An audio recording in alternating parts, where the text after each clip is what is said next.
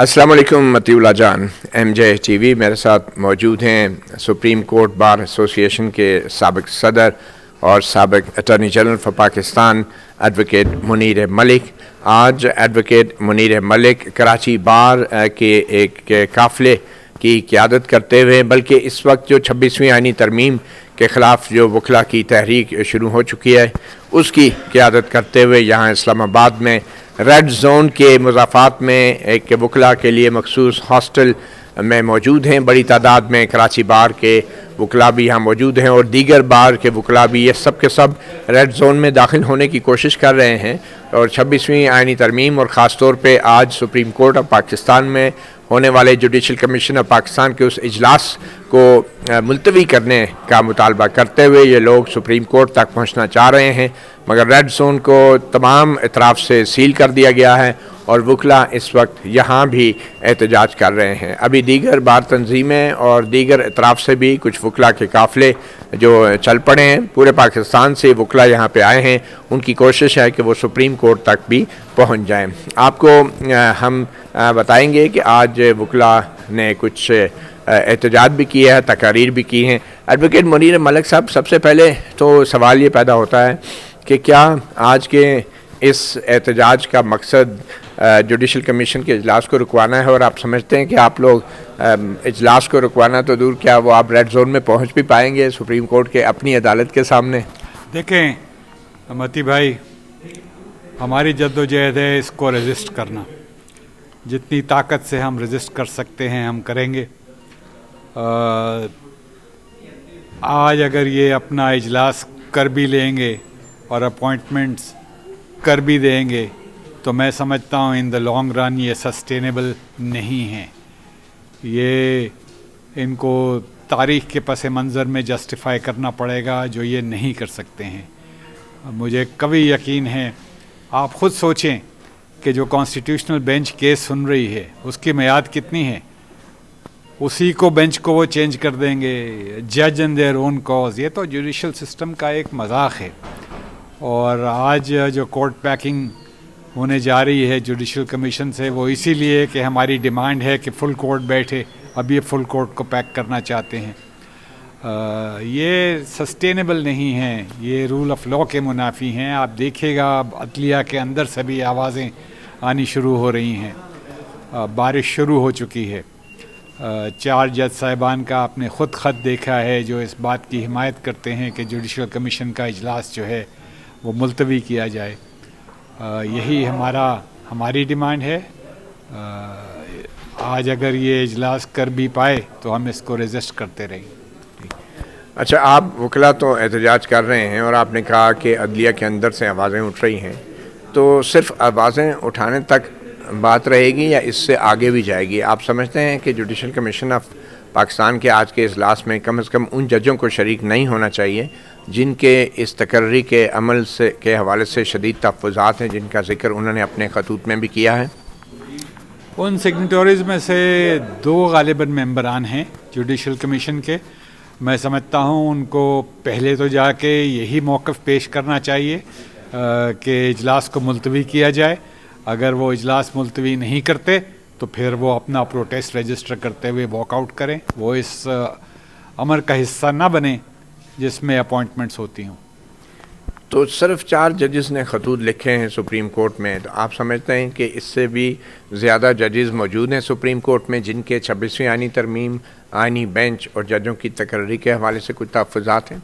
पहले 2 थे, फिर 3 हुए, फिर 4 हुए, और मुझे यकीन है कि इसकी तादाद बढ़ती जाएगी। आप इस्लामाबाद हाई कोर्ट को देखें, उसमें भी रेजिस्टेंस है। सिंध हाई कोर्ट से भी एक आवाज़ उठी थी। ये मैं समझता हूँ 2007 मुझे याद आता है जब पहले एक इस्तीफ़ा आया था और फिर बहुत से इस्तीफ़े मैं लेके अपनी जेब में घूमता था। जस्टिस रिटायर्ड तारिक महमूद साहब ने भी इलेक्शन के वो बहुत पहले था, जवाद ख्वाजा का आपको याद होगा। जवाद ख्वाजा लाहौर हाई कोर्ट से, फिर शेरवानी साहब थे सिंध के डिस्ट्रिक्ट जज। ठीक। अच्छा सर, ये बताएं कि इस्लामाबाद हाई कोर्ट के जिन 5 जजों ने ख़त लिखा है उसमें जस्टिस सरफराज डोगर की جو ہے اسلام آباد ہائی کورٹ میں انہیں سینئر ترین قرار دیے جانے کو بھی چیلنج کیا گیا ہے. تو اب تو سنا ہے ان کا نام سپریم کورٹ میں ایلیویشن کے لیے کنسیڈر کیا جا رہا ہے, اور اگر ایسا ہو جاتا ہے تو پھر کافی حد تک کوئی اعتراض ختم ہو جائے گا ویسے آپ کے خیال میں؟ نہیں, اعتراض کیسے ختم ہو جائے گا؟ ہم تو اس جوڈیشل کمیشن کے اجلاس کو پروٹیسٹ کرتے ہیں. یہ تو دکھاوا ہے ایک, آپ کو بھی پتہ ہے, مجھے بھی پتہ ہے, سپریم اسلام آباد ہائی کورٹ سے کس کو وہ اوپر لے کے جانا چاہ رہے ہیں اور کس کو اسلام آباد ہائی کورٹ میں چیف جسٹس تعین کرنا چاہ رہے ہیں, یا کم از کم آئینی بینچ کا سربراہ بنائیں گے. بیسکلی آبجیکٹ یہ ہے کہ جو آئینی معاملات اسلام آباد ہائی کورٹ میں آئیں وہ فکسڈ بینچز کے سامنے ان کی شنید ہو. فکس بینچز کے سامنے فکس معاملات, فکسڈ وہ جو جوڈیشل کمیشن فکس کرتی ہے. یہ کیا وجہ ہے کہ سینئر ترین جج کو کانسٹیٹیوشنل بینچ سے ایکسکلوڈ کیا جاتا ہے اور اپنی مرضی کے ججز جو ہیں وہاں اپوائنٹ کر دیے جاتے ہیں. آج جب آپ لوگ یہاں احتجاج کر رہے تھے تو میں دیکھ رہا تھا یہاں سامنے دیوار پہ ایک بڑا سا بورڈ لکھا ہے آسما جہانگیر آڈیٹوریم. تو آسما جہانگیر گروپ تو آپ کے ساتھ نہیں ہے, یہ وزیر قانون اعظم نذیر تارڑ اور دیگر جو وکلاء ہیں, چودھری احسن بھون ہیں بار کونسل کے, سپریم کورٹ بار کے جو لوگ ہیں, آسما جہانگیر گروپ. آسما جہانگیر کے تو وہ خود اپنے آپ کو وارث کہتے ہیں. تو آپ کے خیال میں یہ کیا کوئی انوملی ہے جو پیدا ہو گئی ہے؟ متی بھائی, یہ یوزرپرز ہیں اس کے نام کے, اس کی عزت کے.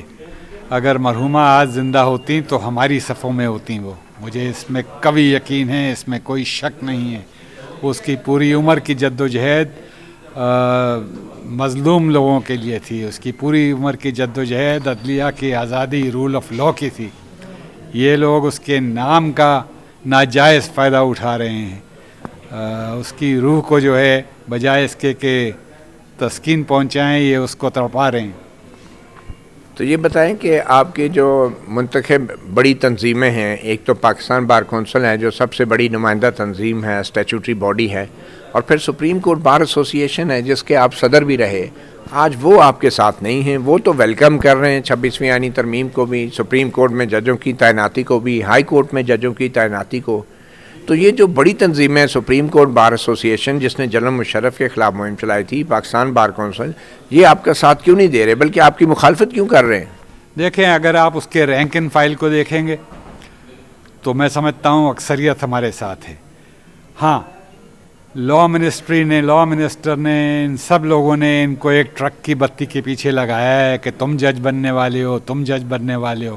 آپ نے خود دیکھا جب جے سی پی کی میٹنگ ختم ہوئی, جو باقی نام رہ گئے تھے ان کو پھر ایک ٹرک کی بتی کے پیچھے لگایا ہوا.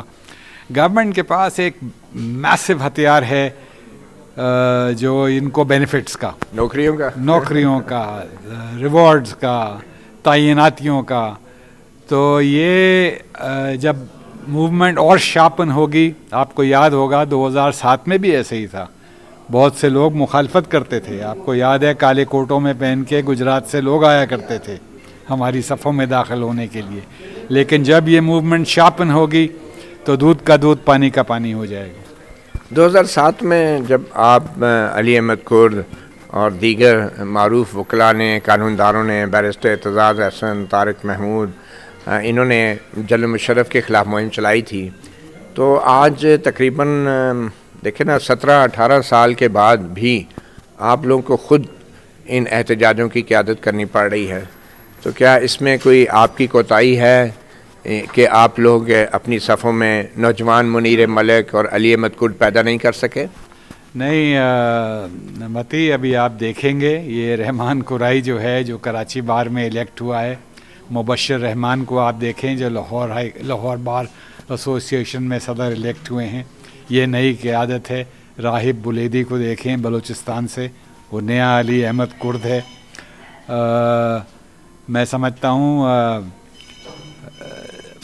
یہ نوجوان وکلاء اس وقت تھے جنہوں نے 2007 کی تحریک کو میں ہراول دستے کا رول ادا کیا, اور آج بھی وہی, کیونکہ ان کا کوئی سٹیک نہیں ہے, ویسٹڈ انٹرسٹ نہیں ہے.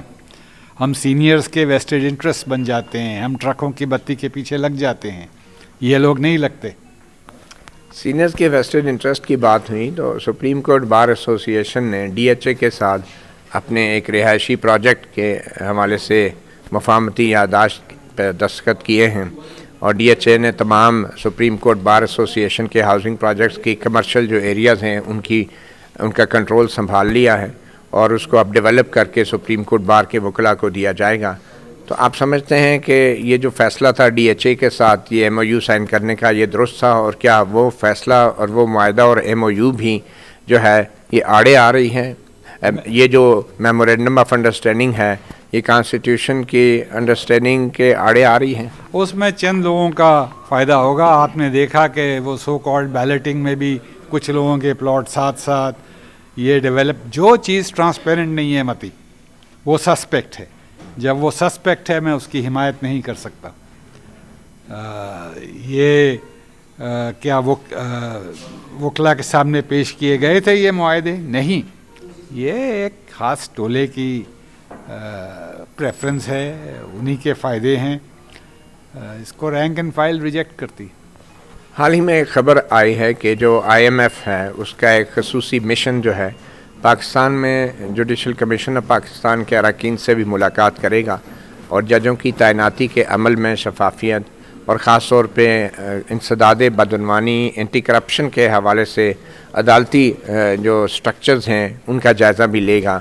تو آپ اس عمل کو کیسے دیکھتے ہیں کہ آئی ایم ایف کا ڈیلیگیشن جو ہے اب جو ہے ججوں کے سے بھی ملاقاتیں کرے گا, اور کیا ایسا ہونا چاہیے تھا؟ یہ تو پھر ایک فکس میچ ہے, وہ جائیں گے, انہوں نے اپنے چوز کیا ہوا ہے کس سے ملنا ہے کس سے نہیں ملنا ہے.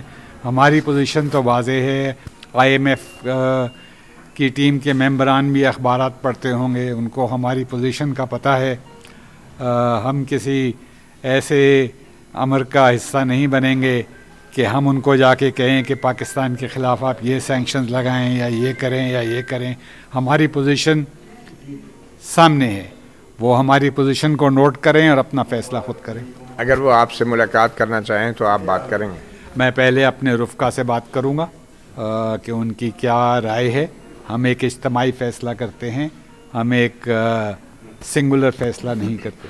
آپ کی ذاتی رائے میں کیا پاکستان میں عدالتی عمل شفاف ہے, ججوں کی تقرری شفاف ہے, اور کیا جو موجودہ آئینی بینچ ہے یا 26ویں آئینی ترمیم کے بعد کیا عدلیہ اتنی آزاد ہے کہ پاکستان میں بدعنوانی کو ختم کر سکے؟ اور ججوں کی تقرری کے حوالے سے آپ کی کیا رائے ہے؟ اگر ایک سینٹنس میں آپ جواب چاہتے ہیں تو نہیں. بہت لمبا بہت طویل سفر ہے, جسے بہت طویل جد و جہد ہے.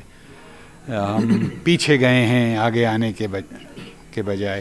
آپ کو بھی اس کا علم ہے. دیکھیں معاشرے میں کتنا ڈپریشن ہے. آپ اپنے آپ پہ قطغن دیکھیں, پی کا آرڈیننس آپ ہی کے لیے بنایا گیا ہے, اور آپ نہ کور کر سکیں, آپ نہ پاکستان کے عوام کو آرٹیکل 19A کا جو ان کا رائٹ ہے اس سے محروم رکھیں. بہت شکریہ ایڈوکیٹ منیر ملک صاحب, مطیع اللہ جان MJ TV کو وقت دینے کے لیے. Thank you. میں چلوں وہ یہی ہوں.